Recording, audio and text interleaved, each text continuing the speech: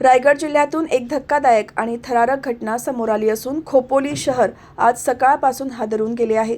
शिंदे गटाच्या नवनिर्वाचित नगरसेविका मानसी काळोखे यांचे पती मंगेश काळोखे यांची भर दिवसा निर्घृण हत्या करण्यात आली आहे. अवघ्या काही दिवसांपूर्वीच निवडणूक जिंकलेल्या नगरसेविकेच्या संसारावर दुःखाचा डोंगर कोसळला असून संपूर्ण परिसरात भीतीचे वातावरण निर्माण झाले आहे. आज सकाळी मंगेश काळोखे हे नेहमीप्रमाणे आपल्या मुलाला शाळेत सोडण्यासाठी घराबाहेर पडले होते. मुलाला सुरक्षितपणे शाळेत सोडून परत येत असताना दबा धरून बसलेल्या अज्ञात हल्लेखोरांनी त्यांच्यावर जीवघेणा हल्ला केला. काळ्या रंगाच्या कारमधून आलेल्या 3 ते 4 जणांनी त्यांच्या दुचाकीला अडवले आणि कोणतीही संधी न देता धारदार शस्त्रांनी सपासप वार केले. काही क्षणातच मंगेश काळोखे रक्ताच्या थारोळ्यात कोसळले आणि घटनास्थळीच त्यांचा मृत्यू झाला. हल्ल्यानंतर आरोपी वेगाने घटनास्थळावरून फरार झाले.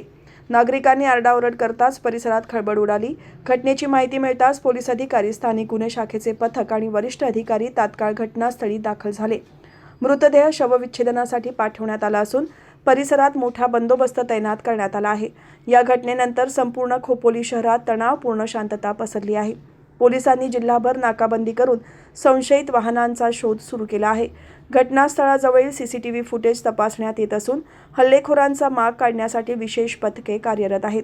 प्राथमिक तपासात वैयक्तिक वैर, राजकीय शत्रुत्व किंवा सुपारी किलिंग अशा सर्व शक्यतांचा पोलिसांकडून तपास सुरू आहे.